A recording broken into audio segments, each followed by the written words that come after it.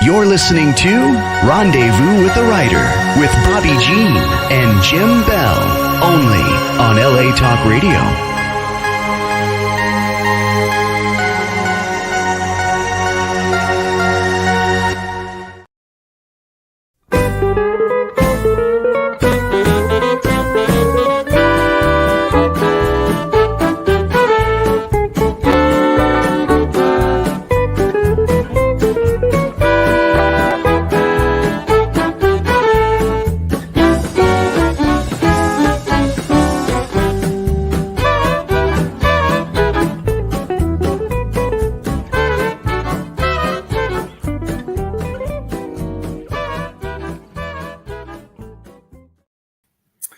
Well, welcome everyone to Rendezvous with a Writer. My name is Tom Swearingen, obviously not Jim or Bobbi Jean Bell, the regular hosts of this program who are away at the Western Writers of America conference in Tulsa and asked me to fill in. I've had the privilege of doing that a few times, and it's always an honor. One of the things that comes with that invitation to host is to choose my own guest, and I have invited to be my guest tonight Rod Miller. There he is. Rod, you're in Utah tonight. Your office in Utah, is that correct? Yes, I live in a town called Sandy. That's a suburb of Salt Lake City. Okay, and I'm in Western Oregon, and the engineer Sam is in LA, and somehow we're all together, and looking forward to our conversation. I want to read an introduction about you, but I want to let people know that I first became aware of Rod Miller through his cowboy Western poetry. We're going to talk mostly about his novels this evening, unless he wants to talk about something else. But I first became aware of Rod's cowboy poetry when the Center for Western and Cowboy Poetry, the late great Western Center for Western and Cowboy Poetry, published a number of his poems. And I am a Western poet myself, and really Rod's writing really caught my attention. And so I've been paying attention to him for a few years now, and had an opportunity to meet Rod at a cowboy music and poetry gathering where he was mostly talking about his books and featuring his books, and quite an author of all manner. Share a little bit more official introduction to Rod. Rod Miller writes novels, short stories, poetry, history, and magazine articles about the American West, with some 24 books and scores of magazine articles to his credit. Recognition for his work includes 4 Western Writers of America Spur Awards, 2 Western Fictioneers Peacemaker Awards, 2 Westerners International Poetry Awards, and the Academy of Western Artists Poetry Book of the Year Award. Raised in a cowboy family in a small town in Utah, Miller rode for the Utah State University rodeo team. He's worked as a cowboy, ranch hand, farm laborer, in an underground hard rock mine, as a radio disc jockey, in television broadcasting and production, and spent decades as an advertising agency copywriter and creative director. Now retired, he spends his time writing about the West. Rod Miller. So Rod, I don't know if you know this, but we share a little bit of history, because I spent decades myself as a copywriter and a creative director in advertising agencies. And some days that's probably tougher than riding broncs or working in an underground mine. Yeah, sometimes those client meetings can get pretty rough. Yeah. So tell me, I'm curious, the transition from advertising writing, I have my own sense of what that was like. Transition from advertising writing to novels and poetry. Any similarities, differences? Tell us a little bit about how that worked. Well, I guess I'll start at the beginning, maybe. I've always been able to write. I mean, starting back in junior high when we had a sort of a newspaper that got cranked off the mimeograph machine, and I wrote for the high school newspaper and the college newspaper. And then I went into advertising, spent 40 years doing that. But I honestly never considered myself a writer. Writers were people who wrote books and poems and even magazine articles, although I had done a little bit of that kind of stuff. Um, and I never had any training in creative writing. My degree was in journalism. So, I had some background in that kind of writing, but I guess I was probably in about my mid 40s when I just got curious. I'd always been involved with cowboy culture in one way or another, even though I was somewhat removed from it, having to work in the cities all the time. Um, but I got curious and wondered if I could write a poem.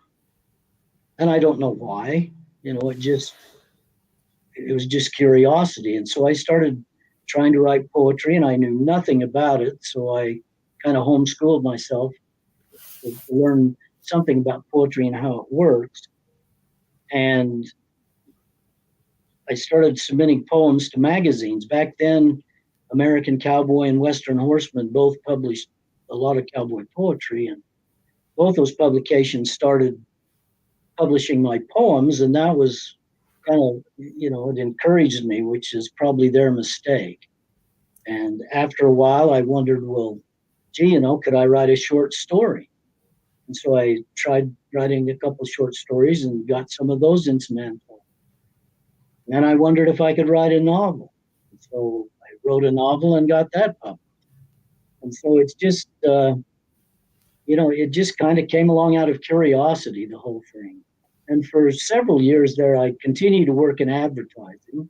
And I liked that work. It was a good job. I enjoyed it all those years. But, I think I just, like I say, I was curious as to whether I could actually write something other than advertising. And so that's kind of how it came about. And then when I reached retirement age, I decided, that's it for advertising. I'm done with that now, and I'll devote more of my time to these other kinds of things. So that's kind of what I've done. All right. So maybe it may be obvious why you write Westerns, given your rodeo and family background, but maybe not. Is that particularly what drew you to writing Western literature? Yeah, I think so. I grew up, my dad was a working cowboy for a good part of our lives growing up. And I was, as you mentioned, on the rodeo team. I participated in rodeo for years, and I knew cowboys. That's pretty much what I knew. The town I grew up in was 400 or 500 people. And, there wasn't a lot of cultural activities there. You just knew the people you knew, and so it was all part of the cowboy culture that I was with. I was interested in the history of the West from a very early age. Uh, it just that was what appealed to me.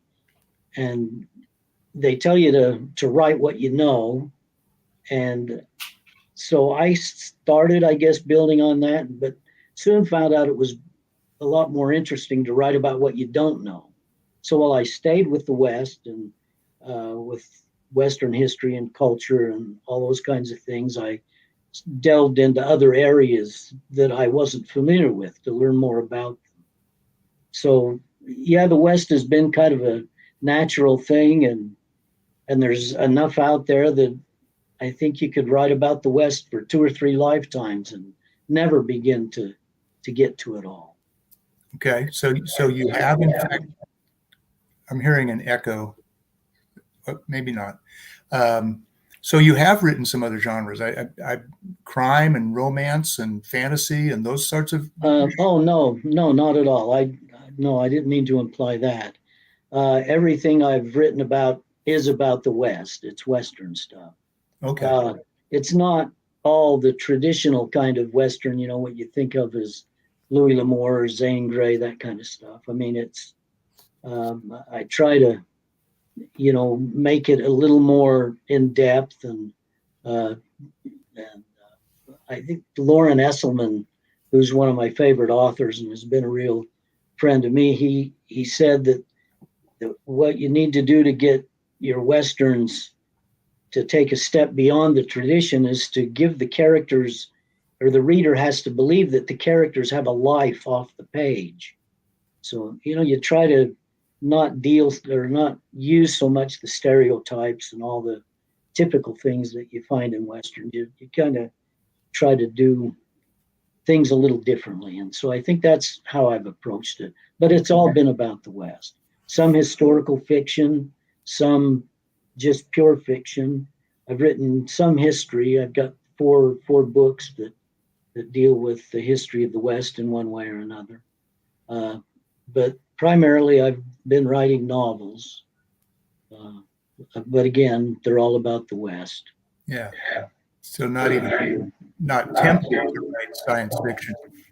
No, I've never really been drawn to science fiction or any other genre. Really, I do read outside of my interest in the West. I'll read a lot of things, but science fiction isn't really one of them, or fantasy. I remember a writer friend of mine asked me about that one time, and my response was that there's enough weird stuff that goes on in the real world without having to get off into make-believe worlds. So it's it's just I stick with what I kind of know, I guess. Yeah. All right. Or want to know. I'm fumbling with an earbud here because I was hearing some echo that might have been coming through a speaker. So pardon me for fumbling there while you're talking. Well, let's. I want to make sure that we have some sample of your writing. I've got more questions to ask, and before I do that, I noticed that you're having a beverage there, Rod, and I was tempted very much. I have some water here, but I was very much tempted to have a beverage. I was thinking whiskey, rye or corn, rum, or bottle of beer, but it is not cold. And people who have read this book, All My Sins Remembered, will know the reference to whiskey, rye or corn, rum, a bottle of beer, but it is not cold. It is not cold. Why don't you tell us a little bit? This is a fabulous book, and this was, All My Sins Remembered, according to the Michael Zimmer Spur Award winner and Western Heritage Wrangler Award winner, said one of the more powerfully haunting novels to come along in years, and it is haunting. New York Times best-selling author Lauren Estelman, who you mentioned earlier, said All My Sins Remembered is destined to join the ranks of the frontier classics. So why don't you talk to us a little bit about All My Sins Remembered, and maybe if we talk you into reading, sharing a little sample of that. Sure. That's really kind of a strange book. I'm not really sure where it came from. When I write, I don't spend any time ahead of time figuring out the plot. I don't really know where things are going to go. I just get some characters and an idea, and then I just run with it. But this book took that kind of to an extreme. And I didn't really know how to describe the experience until a couple months ago. I review books for the New York Journal of Books, and I was given a book to review by a lady named Sarah Crouch. The book was called Middle Tide, and it's about a guy who had written a book, and now he's writing another book, and the experience for him was different. And she described that this way.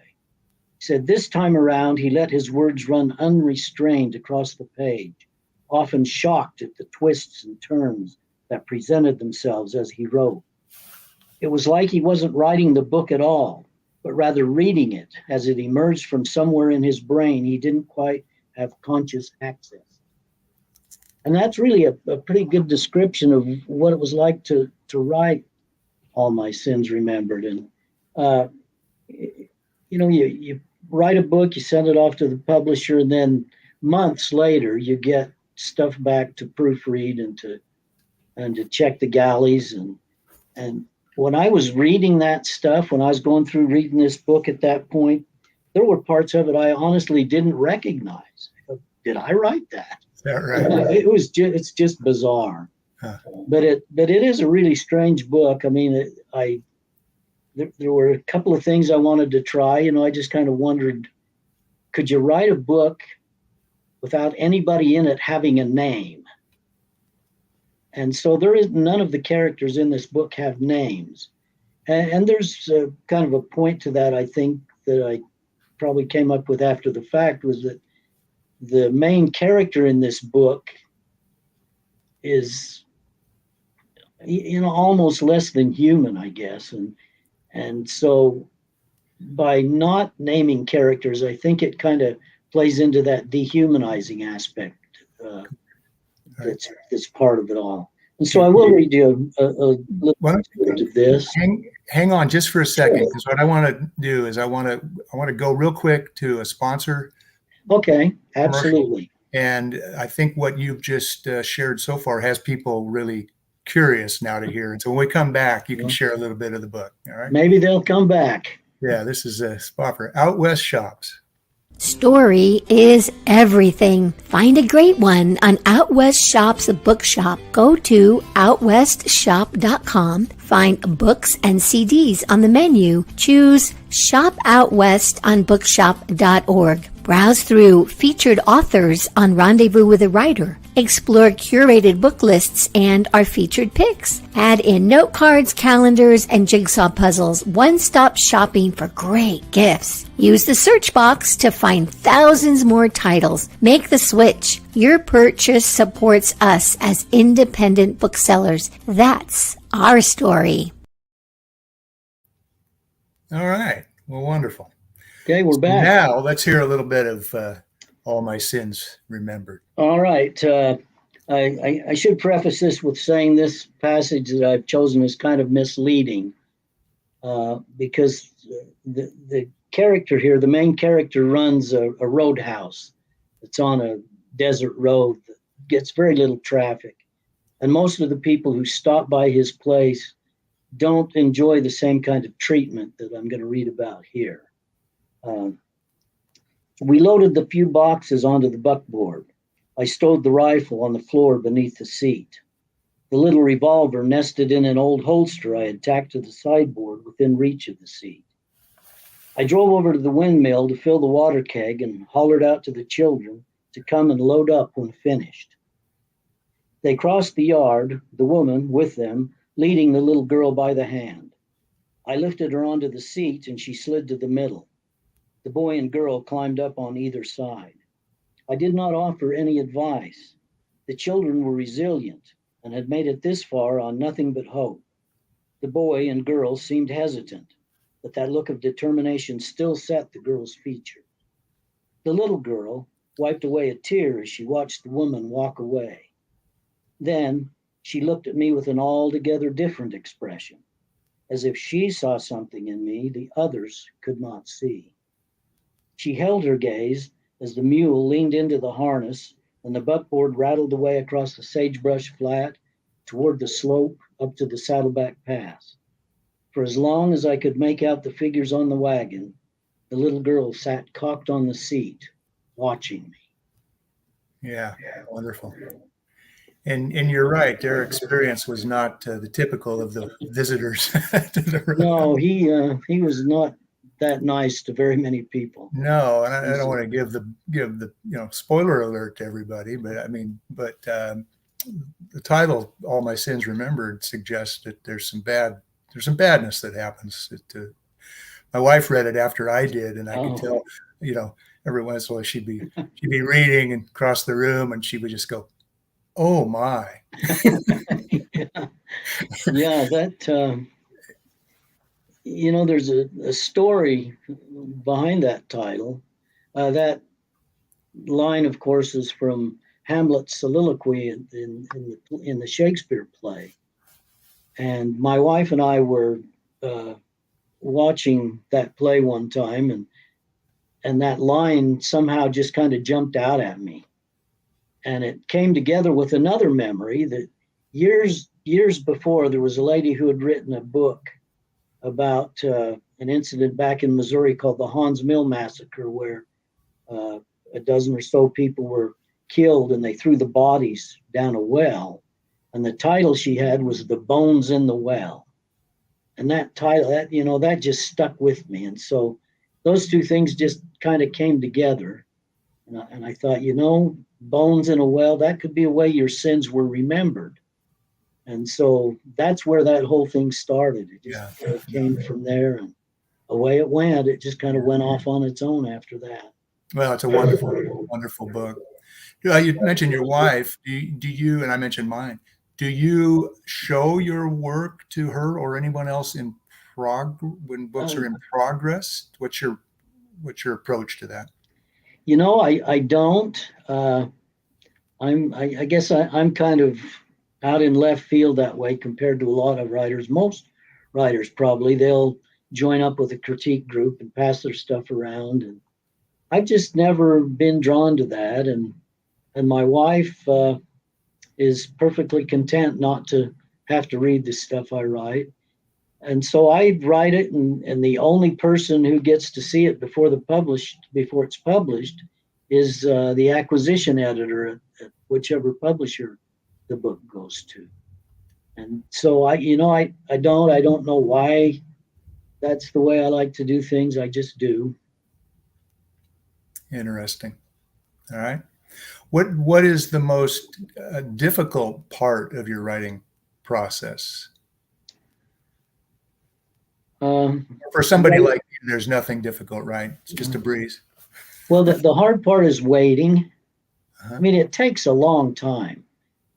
Not necessarily to write the book, although that takes a long time.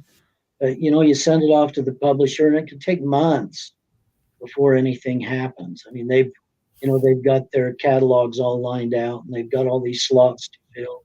And it can take a while for your book to get to the, its place in the line to get up there and get published. And that's the hardest part. The writing is not difficult. I mean, I like it. That's why I do it. I like to research. I like to do the research that it takes to get everything right about a book. There are always mistakes, but I make a big effort to make sure that what I'm saying is in keeping with the times and in keeping with the truth of the times. And writing it's fun. I like it. I hear people talk about how hard it is and how they have to slave over it. How, it's like, there's an old saying, you just sit at the typewriter and open a vein and bleed. Well, if it's like that, why do it? I would not do that. I mean, I don't want to spend my time not having any fun. Writing is good fun, and I just love doing it. Wonderful. All right. So when I read All My Sins Remembered, and just within this last year, it seemed to me that was a fairly new book. It was published within the last couple of years. Is that correct? Yeah, I think it was 2022. I think. Yeah, and then that came out. I get that one read, and then I see that you had another one come out just a couple months ago, Outlaw Man. Is that right? The Life and Times of Matt Warner. Yeah, Outlaw Man came out January, February, I think, and then just within the last few weeks, another one called Justice and Mercy came out. And in between, before Outlaw Man, there was another one called Silver Screen Cowboy that came out. So, that it's All My Sins Remembered is, it's kind of back there in my history a little bit now. Although it's still, people always ask me what I think my best book is. I think probably that one. Yeah. Although you usually tell those people, which one of your kids do you like best? Because it's the same kind of thing. But sure. Yeah, it's they're they just keep coming. The two I've had this year late in the year, another publisher's bringing out a trilogy, a 3-part series of books about a bounty hunter, and they'll come out, I think, September, October, and December. So, 5 novels in a year is a lot. But, That is a lot. uh, Can you share some of Outlaw Man, The Life and Times of Matt Warner? You want sure. to talk a little bit about that and give us a Yeah. sample? This one is historical fiction, which means it's based on real people and real incidents, although presented in a fictional way. You still try to get the facts right, make sure you don't misrepresent what the people were like and what happened. And the thing that attracted me to this book, there's a guy named, well, his name was Willard Erastus Christiansen. And he was born here in Utah and lived here till he turned, he was about 14 years old when he hit the trail, and he became an outlaw. I mean, he had a brother-in-law named Tom McCarty, who was a pretty practiced kind of outlaw, and Willard, who changed his name to Matt Warner, got into cahoots with his brother-in-law Tom, and they and got involved in serious crime. I mean, before that, Willard or Matt had been involved in some rustling and a few hijinks here and there, but Tom really introduced him to what the outlaw life was really like. And between the two of them, they introduced another man to the outlaw life, a young man that they met in Colorado when they were over there racing horses. And that guy went on to become maybe the one of the most famous outlaws in the Old West. Certainly, he's named Butch Cassidy. At least that's the name he's known by. But Matt Warner and Tom McCarty taught Butch Cassidy how to be an outlaw. So Warner was he was wanted throughout the Intermountain West, Utah, clear down into the southwestern deserts, all the way down into Mexico. He was wanted in Idaho, Oregon, Washington, and into Montana. I mean, he was quite a desperado. And he ended up eventually, because of a lot of things that happened in his life, he did a stretch in prison. When he came out of prison, he promised to change his ways and become a lawman. And he actually spent several years as a deputy county sheriff in Carbon County here in Utah. And he was a justice of the peace and worked for the police department in some capacities. But that contrast of being a notorious outlaw and a respected lawman just kind of struck a chord with me. He's an outlaw and he's a lawman, so Outlaw Man, and that's where the title of this book came from. And this little passage I'd like to read is fairly Matt is hasn't really got out onto the outlaw trail yet. He's at a place called Diamond Mountain in northeastern Utah, and he's been rustling cattle and rustling horses. And he's got a ranch up there, and he's 14, 15, 16 years old at this point, just a kid. But one day he meets somebody from his past, and this book, by the way, is written and narrated by somebody else. I mean, there's a voice here. You hear an old man whose voice you'll hear here. That's the voice we'll hear along with the guy who's the other principal character in the telling of these stories. So the old man chuckled and wagged his head. He told the story between bites, while chewing, and after swallowing. It seems that one day a young man rode up where Matt was working, and the sight of him put the fright into Matt. It was an old friend from back in Chicken Creek, and a brother of the boy Matt had beat to death. I should stop and mention he left home at 14 years old because he got in a fight over a girl and beat this guy. So Matt kept a hand close to his gun as he figured the kid had come to kill him. But the boy never let on that he was anything but glad to see his old friend and was befuddled by Matt's standoffishness. What's the matter with you, Will? You ain't acting right. First off, don't call me Will. I don't go by that name no more. Nor Willard, nor Christiansen. Around here, they call me Matt. Matt Warner. I'd be obliged if you do the same. Sure. I guess you know why I'm a mite suspicious. I reckon you've come to kill me. The boy could not speak for a time, overcome by surprise. Kill you? Why the hell would I want to kill you, Matt? Well, hell, it ain't no hard thing to figure out. I done went and killed your brother. It wouldn't surprise nobody if you was to want to revenge me. The boy laughed. Killed my brother? There ain't a one of my brothers that's dead. They're all still a-breathing, every one of them. Leastways they was when I left home a few weeks back.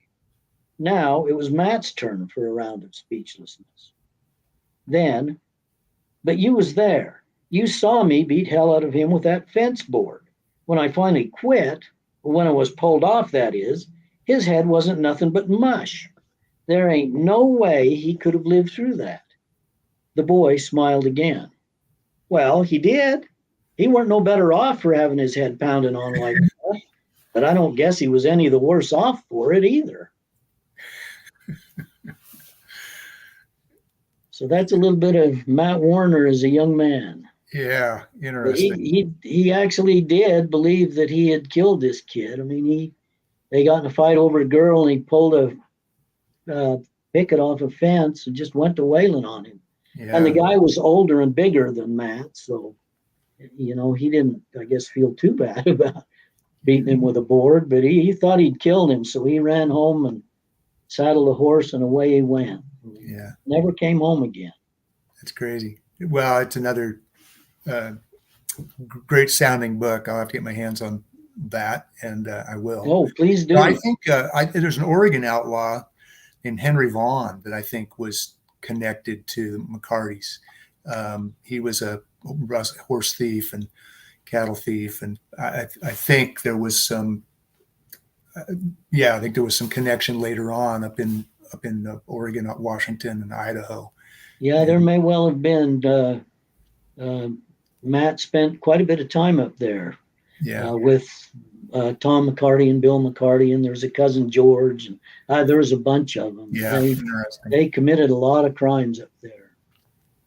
Yeah, and they probably did cross paths or. Yeah, I think it's off the book, but I think Henry Vaughn was an in-law. I think he married into the McCarty family, and so they ended up sort of elevating the crime game a little bit in Henry's world. So, yeah. Tom McCarty was good with that. He'd turn amateur outlaws into professionals. Mm-hmm. He did that a lot. Yeah, interesting. I'm watching the time here. We've got a couple more minutes before I want to take another commercial break, and then we're going to talk about Justice and Mercy. And you say that's just been released? Yeah, the paperback version's out. I'm not sure if they've released the ebook yet. Okay. I don't really know anything about ebooks, but they have them. I read my first ebook just a couple of weeks ago. I was going to be out of town and I didn't want to carry a book, and so I downloaded an ebook, an autobiography, and or a memoir. And I like turning pages in a book and kind of seeing the progress. But it was interesting. It was an easy way to read. Adjust the font size real easy, and old guy like me, that was handy. I've yet to try that, but I always tell people that the flight attendants have never asked me to close my book to prepare for takeoff and landing. Yeah, good Those point. Ebooks, you have to shut them down. Yeah, your battery on your paperback doesn't go out. Interesting. Well, let me do this, and that way we can. I'm going to go to another commercial, the last one for this show, from a new sponsor, Blue Cottage Agency.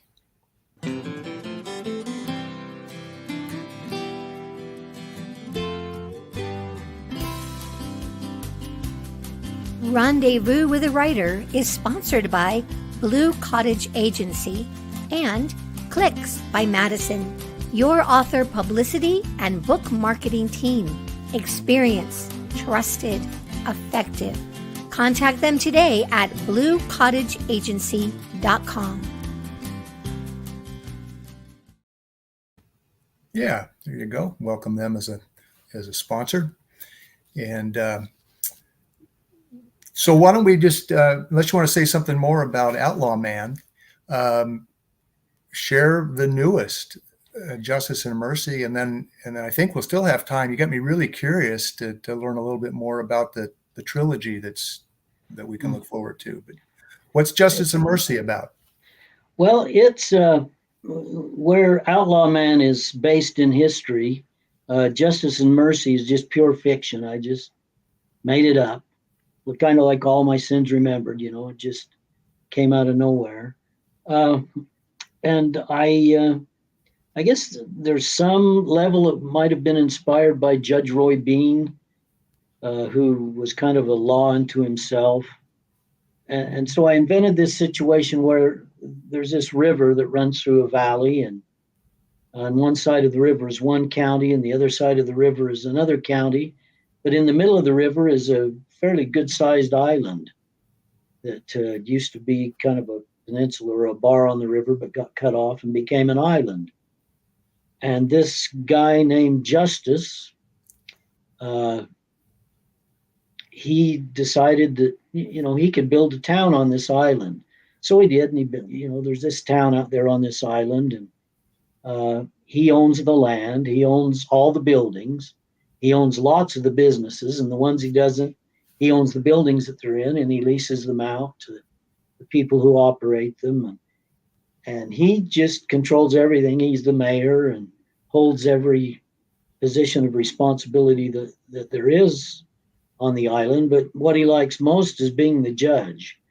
So he has a saloon, and when he has occasion to hold court, he drags out a table and puts it up on the dance hall stage and wraps himself in a Navajo robe for his judge's robe. And he's got this big black leather law book that he sits on the table with him, and he has a dog who sits on a stool next to him. The dog's named Toi. He has 3 legs, so they call him Toi, which would be French for 3, but they don't know that. They don't know what that means. It's just Toi. So anyway, he holds court in the saloon, and as I mentioned, he doesn't owe any allegiance to either of the counties. Sometimes they try to come and raise a ruckus, and he gets rid of them. And sometimes the state will come along and try to collect taxes or something, and he finds a way to get rid of them and sends them away. And so it's just him on this island. And the passage I'll read to you. This takes place in his courtroom in the saloon. And what had happened was he owns a butcher shop, a meat market on the island. So now and then he'll make a deal with some of the outlying ranchers. They'll bring in a bunch of cattle, and he'll keep them and butcher them as needed to supply the town with meat. And some cowboys had brought in a few head of cattle, and being in town, they thought they'd celebrate a little bit, and it got a little bit carried away.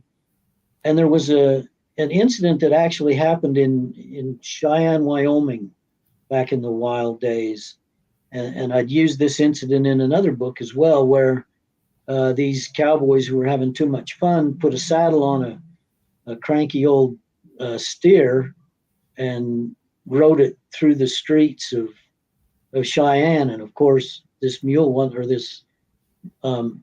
steer wasn't broke to ride, so he's bucking and pitching and ends up jumping through a store window and then jumping back out.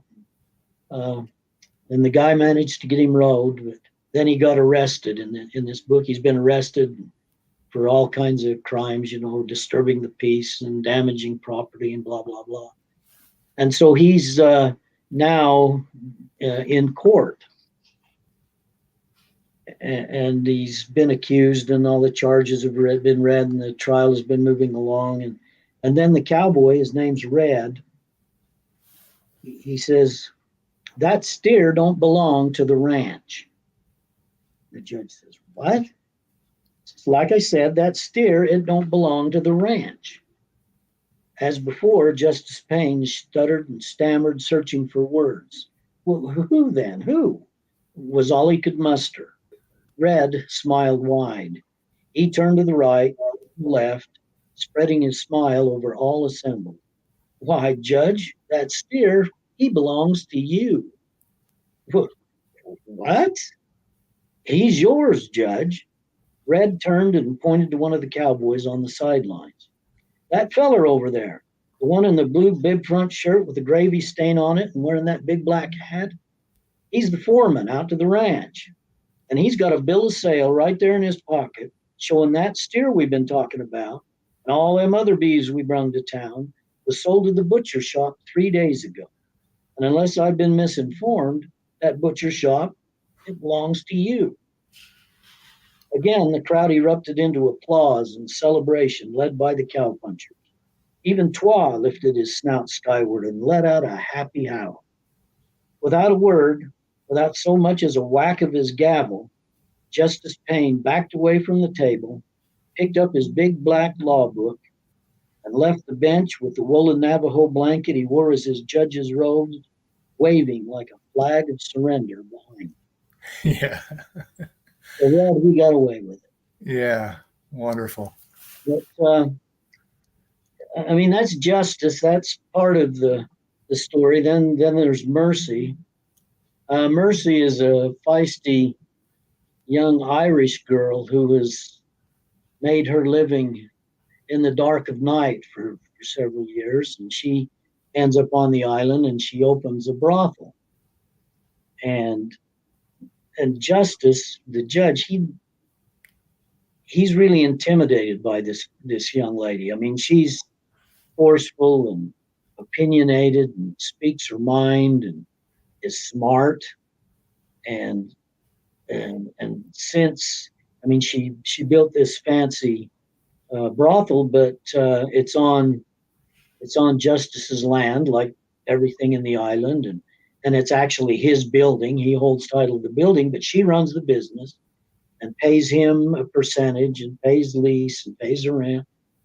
And he's just, I mean, Justice is he's kind of a miser, you know. He's a penny pincher and he thinks everybody's out to get him. And so he's convinced that Mercy's pulling one over on him.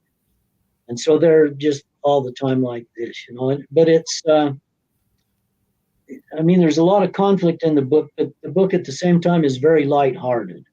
I mean, it's just, it's even, you know, it's funny in places, quite humorous, but it's all based on this conflict between Justice and he's of the opinion that he's running this island and this town all wrong, and they could do things in a lot better way.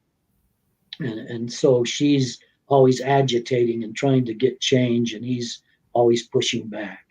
So it's you know, this conflict between Justice and Mercy is what drives that story. Intriguing. Well, tell people where they can find your books. Everybody's all interested now. Where do they buy a Rod Miller book? Well, you know, like pretty much every book by every author in every country in the world, they're on Amazon. And I have a website that they can visit that has links to the books either on Amazon or at the publisher's site. The website is writerrodmiller.com. And so, you know, all of my books are on there with links. Bookstores can order some of the titles, you know, they're out there with all the wholesalers and that usual kind of book selling thing. But most of the books nowadays are sold online, either Amazon, Barnes and Noble, or other online sellers like Bobbi Jean's Place. You know, these online sellers are really where books are bought now. So they're all available there. Yeah. Well, I think it'd be appropriate to. I'm glad you mentioned Bobbi Jean's Out West Shop affiliate page on bookshop.org. That'd be my choice. Yeah, absolutely. That'd be a good place to start. Absolutely. Yeah, I don't think Amazon needs our support. No, I think you're probably right. And you already mentioned what's coming next, the trilogy. We've got about 5 minutes to go in this, and about a minute of that's I'm gonna use that to talk about next week's deal. Okay. Are there any last thoughts that you wanted to share? The questions that you wanted to answer that I haven't asked? No, I mean you've kept me thinking the whole time. All right. So that's good. No, the book's coming out in the fall. As I said, it's a 3-part series featuring a bounty hunter named Matt Crowder. And the overall title for the 3-book series is The Hunting of Man, which is from a quotation by Ernest Hemingway that says, I'll just have to paraphrase it here, that says, once you've been involved in the hunting of man and enjoyed it, you don't really want to do anything else after that. That's kind of what drives you. And so this bounty hunter, he's a manhunter, of course, and in each of the books he's going after a different outlaw or outlaws, and all kinds of adventures and stuff happens and things get in the way, and so it's just they're bounty hunter books. Yeah. All right. So that one is awaiting publication. Do you Yeah. have others on the drawing board, so to speak? Not at present.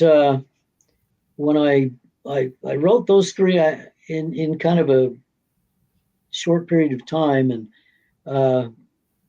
and so I was kind of ran down.